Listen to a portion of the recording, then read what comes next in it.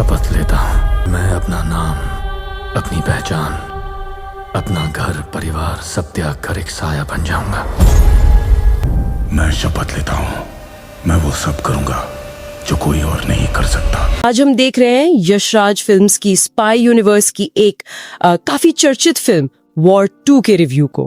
हाँ जी, और हमारा मिशन है इस रिव्यू से, जो हमारा सोर्स है, उससे खास बातें निकालना।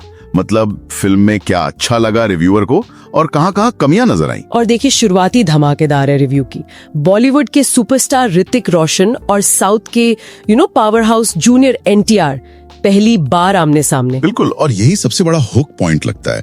तो रिव्यू बताता है कि कहानी ठीक वहीं से शुरू होती है जहां पिछली वॉर खत्म हुई थी। अच्छा, यानी कबीर का किरदार? हाँ, ऋतिक रोशन का कबीर वो एक नए मिशन पर है, पर ये मिशन सिर्फ मतलब देश की सुरक्षा वाला ही नहीं है। रिव्यू के हिसाब से ये उसकी अपनी पहचान, उसकी वफादारी, शायद दोस्ती, इन सब चीजों से भी जुड़ा है। और यही एंट्री होती है जूनियर NTR के किरदार विक्रम की। रिव्यू तो कह रहा है कि वो एक बहुत ही दमदार विलेन के तौर पर सामने आते हैं। हाँ, एक खतरनाक विलेन। और ये टकराव कबीर और विक्रम का यही लगता है कि पूरी फिल्म की जान है। रिव्यू इसे फिल्म का सबसे बड़ा आकर्षण बता रहा है। तो मतलब एक्शन और टकराव पर फोकस है। एक्शन की बात करें तो स्पाई यूनिवर्स की फिल्मों में एक्शन तो हाँ, वो तो एक्सपेक्टेड ही होता है। और रिव्यू कहता है कि एक्शन सीक्वेंस उम्मीदों पर खरे उतरते हैं, बल्कि शायद उससे भी बेहतर। अच्छा, किस तरह का एक्शन? मतलब कुछ खास बताया रिव्यू ने? बताया है, हाई ऑक्टेन चेज सीन्स हैं, फाइट कोरियोग्राफी जबरदस्त है। ऐसा कहा गया है कि इंटरनेशनल लेवल की है। डायरेक्टर अयान मुखर्जी की तारीफ है कि उन्होंने इसे विजुअली बहुत ग्रैंड बनाया है। ओके। खासकर वो सीन जहां ऋतिक और जूनियर NTR आमने सामने आते हैं, वो एक्शन सीन्स बहुत पावरफुल बताए गए हैं। कियारा आडवाणी का भी जिक्र है, पर लगता है मेन फोकस इन्हीं दोनों पर है। तो action top class, star power जबरदस्त, लेकिन रिव्यू में कुछ लेकिन भी है ना? कहानी और स्क्रीन प्ले को लेकर। सही कहा। रिव्यू यहीं पर थोड़ा पॉइंट आउट करता है। कहता है कि फर्स्ट हाफ तो माहौल बनाता है, टेंशन क्रिएट करता है, पर इंटरवल के बाद कहानी थोड़ी बिखर सी जाती है। बिखर जाती है मतलब स्क्रीन प्ले में ढीलापन महसूस होता है। ऐसा लगता है कि कहानी थोड़ी पटरी से उतर गई है। वो जो कसावट पहले हाफ में थी, वो शायद बाद में नहीं रहती। ये तो दिलचस्प बात है। तो क्या रिव्यू का इशारा ये है कि मतलब इतना बड़ा एक्शन दिखाने के चक्कर में कहानी पर ध्यान कम हो गया? कुछ ऐसा ही लगता है। रिव्यू पहली वॉर से तुलना भी करता है और कहता है कि इस बार किरदारों से वो जो इमोशनल जुड़ाव था, वो उतना गहरा नहीं बन पाया।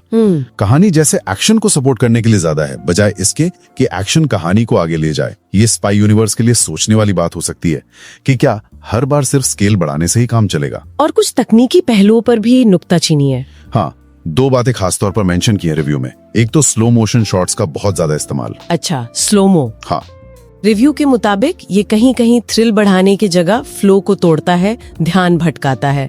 और दूसरी बात, बैकग्राउंड स्कोर। बैकग्राउंड स्कोर में क्या? लाउड है। हाँ। जरूरत से ज्यादा लाउड और जरूरत से ज्यादा इस्तेमाल। कई बार वो डायलॉग्स या सीन के मूड पर हावी हो जाता है, ऐसा रिव्यू का कहना है। तो मतलब तकनीकी चमक धमक है, पर कहीं कहीं वो शायद अनुभव को बेहतर बनाने की जगह कमजोर कर रही है। तो कुल मिला के रिव्यू का फैसला क्या है? किसकी रही है ये फिल्म? रिव्यू काफी साफ है इस पर।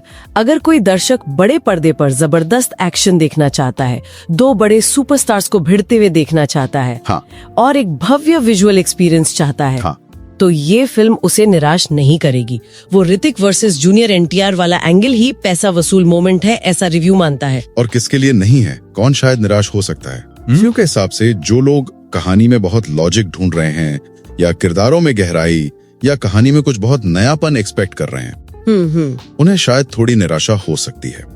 इसे एक टिपिकल मसाला स्पाई थ्रिलर कहा गया है।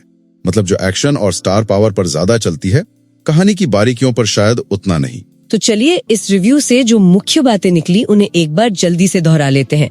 फिल्म की ताकतें क्या बताई गयी? सबसे बड़ी ताकत ऋतिक वनाम जूनियर NTR का फेस ऑफ, फिर हाई क्वालिटी एक्शन सीन्स और भव्य प्रोडक्शन डिजाइन, मतलब विजुअल्स। और कमजोरियां क्या रही रिव्यू के हिसाब से? स्क्रीन प्ले, खासकर दूसरे हाफ में थोड़ा ढीला, किरदारों से इमोशनल कनेक्शन की कमी, और वो स्लो मोशन और बैकग्राउंड स्कोर का ओवर यूज। रिव्यू ने इसे करीब 2.5 से 3 स्टार दिए हैं।